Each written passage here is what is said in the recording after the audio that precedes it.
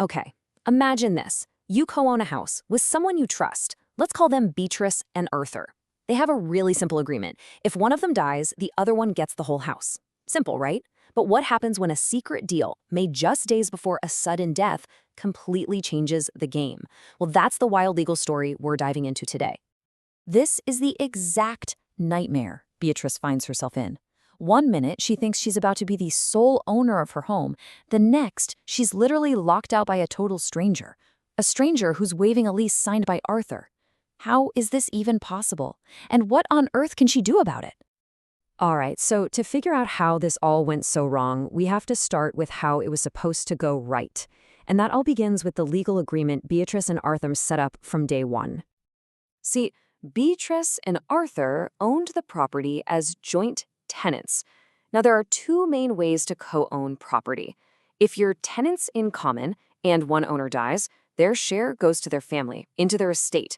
But with a joint tenancy, there's this powerful feature called the right of survivorship. It means the surviving owner automatically gets everything, no questions asked. That was the promise. And the reason that promise works is because the law basically treats joint tenants as one single person. To sell the house, to lease it, to do anything major, they have to act together. They both have to agree. One person can't just go off and make a decision for the entire property. And you can probably guess, this is exactly where our story takes a very sharp turn. Because Arthur, well, he decides to act alone. And in doing so, he unknowingly lights the fuse on a legal bomb that's about to blow up their entire arrangement. So, let's just walk through the timeline. In January, Arthur, without saying a word to Beatrice, signs a 5-year lease for the entire house to some guy named Charles. Then, just a few months later, in May, Arthur dies unexpectedly. Beatrice is heartbroken, of course, but she assumes the house is now hers. That right of survivorship is about to kick in, right? She has no idea what's coming. So this brings us to the first huge question. We just said joint tenants have to act together as a single unit. Arthur clearly didn't do that. So is this lease he signed even legal? Well, the law does something kind of clever and confusing here. It's a two-step process. First, it looks at the lease for the entire house and says, nope, that's invalid. Arthur didn't have the power to promise the whole thing. But the law doesn't just rip up the contract. Instead, the principle of equity steps in. It reinterprets the deal and says, okay, Arthur couldn't lease the whole house, but he could lease the part he controlled, his own 50% share. So the lease gets a new life as a valid lease, but only over Arthur's half. Now, that might sound like a fair compromise, but this legal workaround has a massive hidden side effect. And frankly, this is the part of property law that catches everybody by surprise. You're probably thinking, all right, so Beatrice owns her half, Charles is a tenant in the other half for 5 years, and then it's over. Seems logical.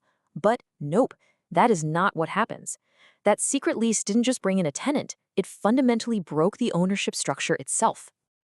And the legal word for what it did is severance. This one word changes absolutely everything for Beatrice. Here's the kicker. When Arthur leased out his share, he was acting as an individual. He was treating his share as separate from Beatrice's. That single act took a legal sledgehammer to the joint tenancy. The second he signed that lease, the magic was gone. They were instantly converted into tenants in common. Now, for the legal nerds out there, there's some debate. Could the severance just be temporary, for the 5 years of the lease? The much stronger view, and the one that usually wins, is that it's permanent. Why? Because you can't just unscramble a legal egg. The lease created a new legal interest at a new time with a new title. Once you break those unities, as they're called, you can't just glue them back together. It's done. And here it is, the devastating result for Beatrice. Because that severance happened back in January when Arthur died in May, there was no right of survivorship anymore. It had vanished. He died as a tenant in common, so his 50% share doesn't go to Beatrice. It goes to his estate, to whoever is in his will. The promise is broken. So Beatrice is reeling. Not only has she just lost half the value of her home, but she has a very immediate problem.